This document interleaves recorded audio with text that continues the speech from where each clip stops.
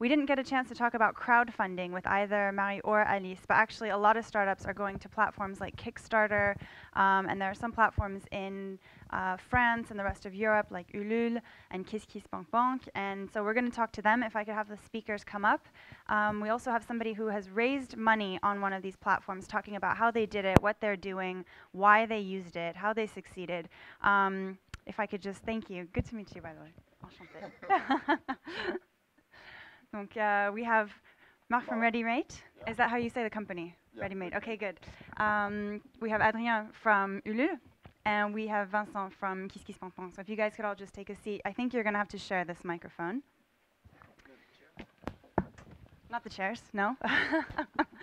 So I guess before we get started, let's go over first what the platforms actually are. So I have an idea for, I want to make something. I go onto one of these two platforms, What do I do? What am I putting on the platform? How does the model work? Why don't we start with you explain to me what happens on KissKissBankBank. Okay. Thanks for inviting us to talk about this new world of crowdfunding. I mean, it's simple. I mean, as long as you've got a project, it could be creative or innovative, then you can try to put your project on the platform, and then you will try to raise money from the crowd. Simple as that. In our big family of crowdfunding platforms, you've got, let's say, three models. One model which is based on borrowing money to each other.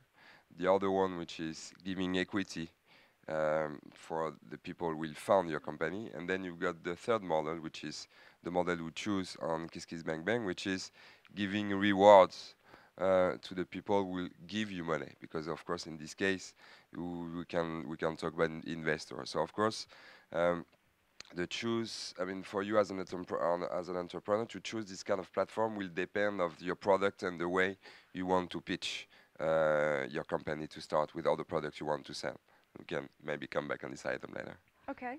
And for Ulule, I mean, obviously we're not talking about taking shares. Here we're talking about giving something in exchange. Tell me what's the general type of project that you see on your site? What are people giving in exchange if they're not giving equity? Okay, we exactly have the same model than KissKissBankBank, and to answer your questions, that you have to keep in mind that we are a generalist platform. It means that we have some projects which are video games, or cinema, movies, of course, politics, sports, social.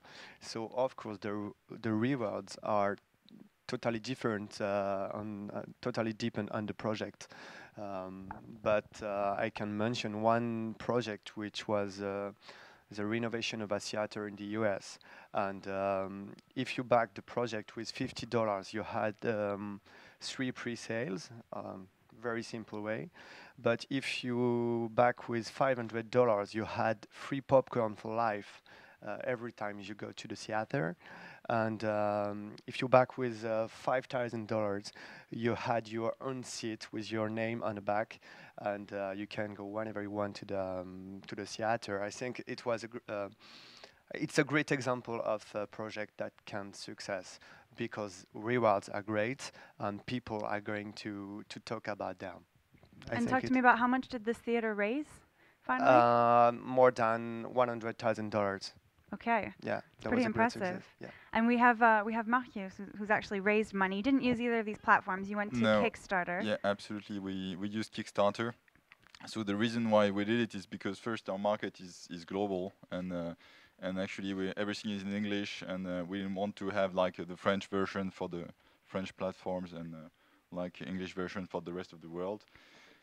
And the biggest reason is because it's the largest funding platform, and this is where you see projects with real big amounts of funds being funded or given. Talk to me about what is your actual product. And for us, yes, we are a hardware startup. So we are actually we're Internet of Things startup. So we are building real products, physical goods that we sell to people. So it's not it's very hard for investors to invest in such startups. So, and it's very natural to actually sell your product directly to the consumers. So a lot of hardware startups are using Kickstarter in the US, to pre-sell their product, but at a very early stage. Like you can actually start pre-selling what you have before you have finished the product, and with just a video that could be sometimes you see very early stage videos, and that you can buy you a product 1 year from now, and you just know more or less what it's going to be, but you're not even sure what the product's going to look like. So in our case, we used it like 4 months before really launching the products, so we had a pretty good idea of what the product was. But some companies, they actually do it very early on. Some other companies, they do it just as a pre-launch, like the product is fully ready, and basically it ships 1 month after. So and if, I don't know if anybody in the room has actually seen the products. Do you want to describe to me what it is and how it works? Our first range of products, they're do-it-yourself paper robots connected to the internet and designed by paper toy artists. So I don't know if it's very. So I make a little paper something. You receive first like paper templates, so in a very thick and high quality paper printed with designs of a lot of different designs that you can choose, and you actually assemble it yourself to build a kind of character that size that contains a speaker, a servo motor, and electronics like a little computer that connects through Wi-Fi to the internet. And then online you have also a lot of software, because you have a web interface where you can you can tell what you want your little paper character to do and to react to. You can connect it to your digital life. You can say, for example, I don't know, to say say great when you receive an email from your girlfriend. You can you can do a lot of different things, and there is so this is, I don't know if it answers your question about the products. Yeah. Perfect. And so how much did you guys raise?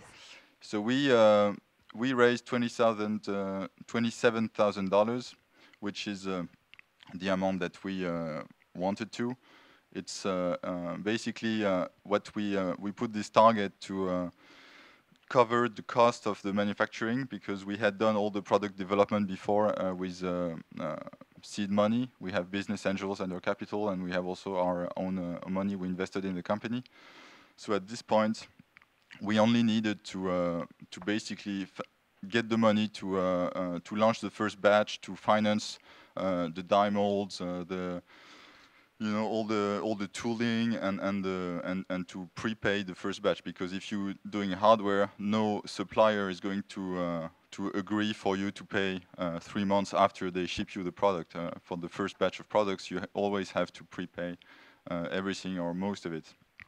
Okay, so you said you raised around 24, so definitely 27. 27. Yeah. So it's not that the money wasn't available on one of these platforms. He said, what was it, 100,000 was raised for the cinema, and what's the maximum that you've 80,000? Yeah, so that's the. It's not a problem in terms of cash. It's definitely doable. Yeah, it is. But in terms of the average, I mean, these are, I guess, the maximum examples. At Kickstarter, the maximum examples are 10 million. Yeah. So it really depends on the kind. But there is also an aspect that maybe is important, is a local aspect that what we realized, and that there is also a lot of community funding in Kickstarter and the US. Now in the homepage, I mean, you have projects in your area, and it's very much also about your community. So community could be local, could be also the people working in your area, but there is a local aspect. And we saw for our project that, for example, we had for a lot of people coming from outside the US. It's like 50% from the US, 50% from outside the US. I don't know if it's very common in Kickstarter, but we tend to think that because we were a European startup, we had more people coming from from Europe. And you guys have actually had an interesting one on your platform. It was Vox. That was kind of a political platform. Do you want to talk about some of the different projects that you guys have actually seen? It doesn't have to be just in tech. But what do you think have been some of the most interesting ones? Yeah. Maybe if you agree on that, we can explain this choice for a point of view. Why is a French company would choose Ulule or KissKissBankBank instead of Kickstarter? The first figures we all need to remember about that the average size of project on Kickstarter and KissKissBankBank it's exactly the same. It means in an average in America you're raising $4,000 for a project and $6,000, and in France it would be 6,000 euros. Okay, sorry, the other way around, 4,000 euros in France and $6,000 in America. Of course, with Kickstarter, you've got like, let's say, 100 of projects out of 25,000 of projects, which are raising really, really a lot of money, above $100,000, and it comes until $10 million. But I mean, you need to understand something with crowdfunding. Crowdfunding is a way. It's the first way out to touch your own community. When you've got a company, if you're not able to convince the people you know, the people who loves you, by only giving them a reward, even without talking equity, then it will be complicated for you to convince other people to put some money in your company. And then in this case, crowdfunding is quite useful because you can test your way how to convince people. You can not even thinking about pre-sale, but you can pre-test the appearance of your project above an audience. And of course, the first audience you need to convince is your own community. And crowdfunding is meant for that. I mean, when you are in thinking about different ranges of raising some money, let's say crowdfunding, it's the best way to go to the first step, which is going to love money. Okay, and most of the time, but really, really most of the time, 27,000, it's exactly an amount of money that you can raise to your, let's say, your first circle, which is friends and family, and goes to your second circle of people, which are linked through social networks. We will be friends of friends. But, I mean, through crowdfunding platforms, your project will be visible and credible because it's visible on a platform which is dedicated to creativity. So suddenly you are credible to raise money, and whatever the project you have, I mean, your community will decide the amount of money you will raise, and you will have raised exactly the same amount of money in KissKissBankBank, and Tim Schafer will raise like $5 million of dollars in America, would have raised exactly the same of money in KissKissBankBank. It does. I mean, I've seen many French projects goes to Kickstarter and by telling us, so we're going to try there because we'll raise more money. So they're trying to raise like 20, 30, 40, $50,000 because they think that the American audience will provide them some money on top of their own community. But most of the time, it doesn't happen. I mean, if you take all those projects in America, 99% of those projects are funded directly to the first circle, let's say to your own community. So once again, if you're, I mean, you know, in between using crowdfunding between Kickstarter or Ulule or KissKissBankBank, just have a chat about it, and you will see that you will have some advantages, of course, on Kickstarter, which will be the size of it. But in France and when it goes to Ulule or KissKissBankBank, we'll provide you other things, which are especially dedicated to local actors, local mentors, and local companies will support you in France. And of course, if the vision of your company is directly international, if your own community is half in America, half in France, of course, in this case, it's what your choice. Kickstarter might be, of course, a better solution than the French or, let's say, a European platform. Okay, and actually, what I'd like to know is a lot of these companies, I mean, we're talking about pretty small rounds when we compare to VC. I mean, the example of the 10 million, I think, is a little bit exceptional, and it essentially replaces, I mean, a lot of the sizes of rounds that we see, even in Europe, with a VC, starts out at like 1 million, 2 million, 5 million max. So, I mean, we're talking about really small rounds. Is this replacing, or is it filling the gap for early stage funding? What are you guys seeing as kind of the trend? Are people, especially in terms of tech, do people do want to like develop, I don't know, some kind of hardware product, an application for an iPhone, I don't know what, they come, they get a couple thousand, they go for it, and then they raise afterwards, or what's the trend? I think we're talking about much more than money. Okay, and of course, entrepreneur came to platforms like Ulule or KissKissBankBank to raise some money, but they are, as you said just before, that they're looking for communications, and I think it's a great way to test your own project.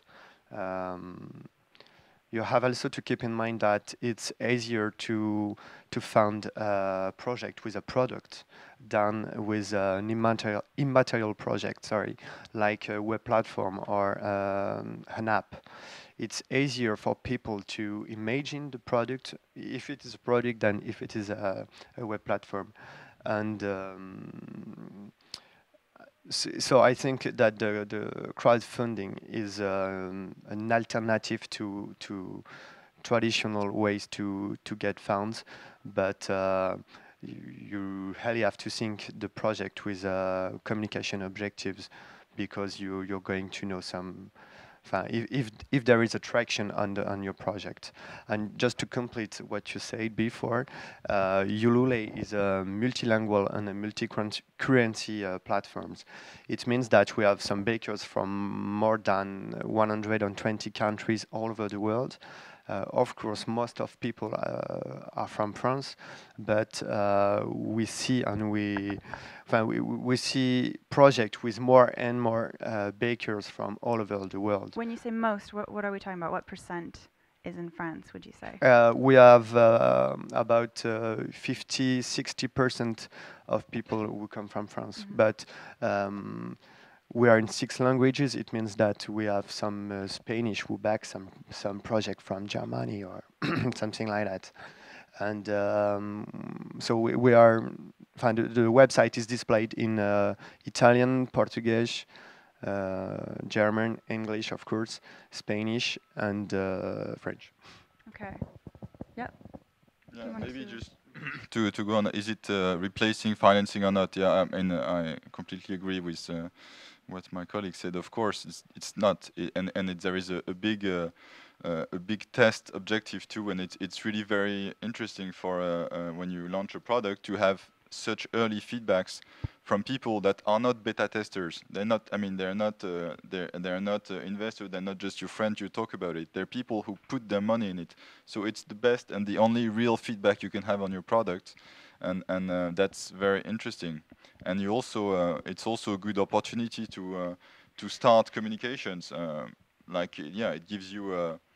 I mean, it's kind of a early pre-launch date in the communication phase, and then the money. Of course, it's good to have the money, but everyone knows that. I mean, to develop a hardware product, $27,000 is just nothing. I mean, it's not what's really make you do it. I mean, maybe it can help you reach the last step, but it requires a lot more money to develop a product. Did you want to add to that? Yeah. The thing is that it depends what kind of platform you're talking about, because if you are dividing those crowdfunding platforms in 2 worlds, I mean the equity-based platform, of course you are really searching to shareholders, and those people will bet on your company. I mean, they will see your project, and as a individual, they say, okay, I will put 1,000, 2,000, 5,000 euros on this project. Then you are kind of gaming platform, all right? And in this case, the purpose is, all right, only to get some money and to have shareholders. In our case, when we are talking about reward, as Adrien said, it's much more than money. It's what it's give you first. It's the attraction to your own community, which giving you empathy and trust. Because as soon as you are convincing your first circle of people around you, then it gives you a lot of hopes for the future. And to come back on your question, I mean, crowdfunding is not replacing anything. It's just combining some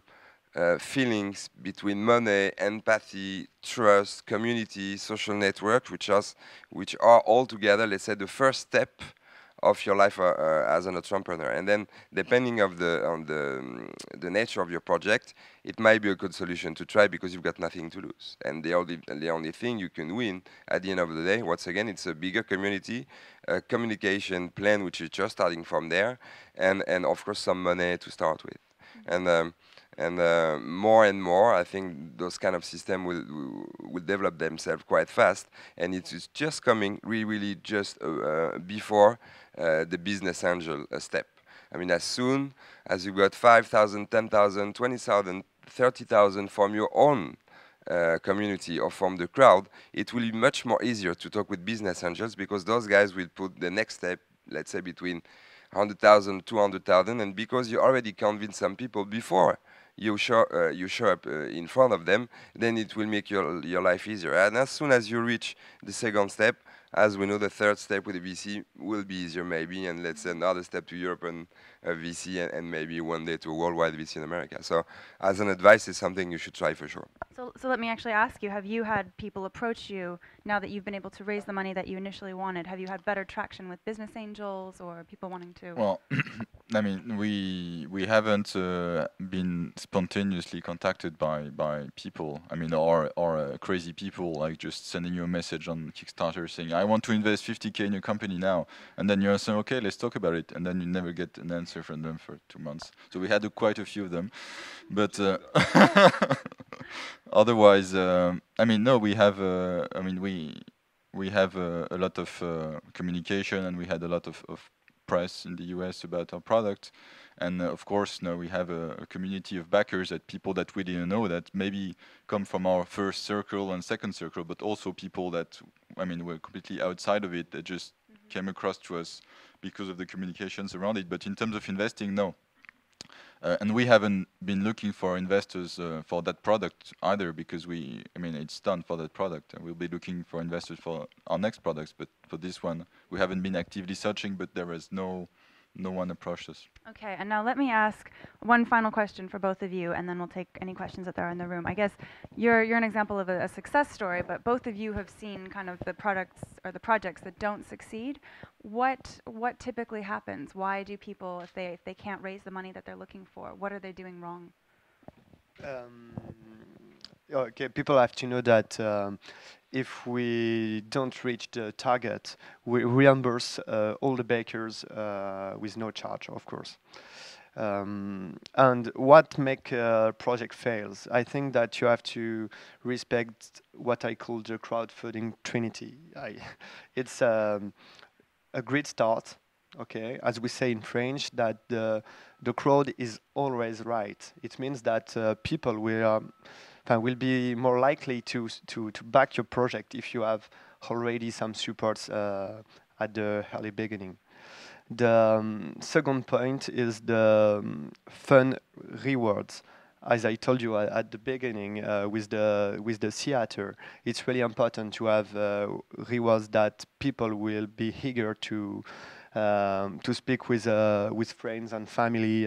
It's the first circle that Vincent mentioned. And the third point is that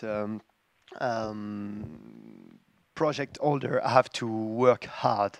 I mean, Ulule or KissKissBankBank, we are platforms, but the project holder stay the marketing director of the project, and it means that they have to communicate a lot.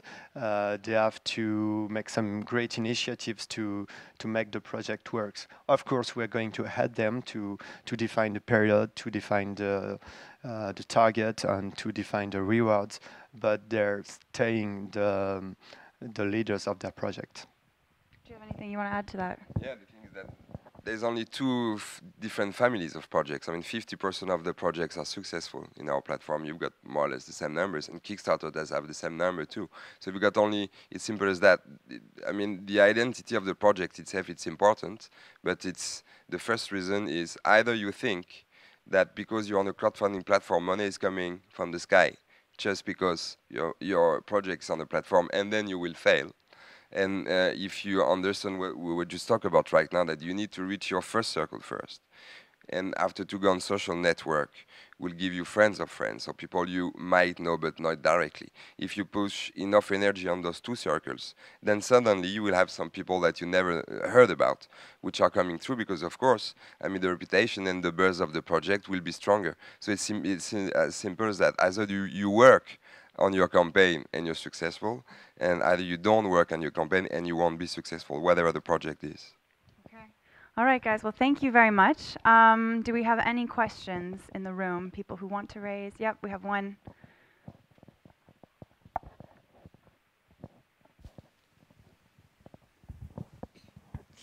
So hi, I'm Tsama Boris and I'm studying finance. I would like to know if, like crowdfunding, do you have other example of new way for young and innovative entrepreneurs to raise money? Other than crowdfunding, Like crowdfunding. similar to crowdfunding? Yes, other system, you know. And who are you asking it to? All the panel, maybe. Pick somebody. So okay. Vincent, okay. Well, I mean, I mean, since we exist, we didn't change the world. We just put something new on the market, which is once again the way to make sure that you can reach the crowd easier and to find some money from the crowd.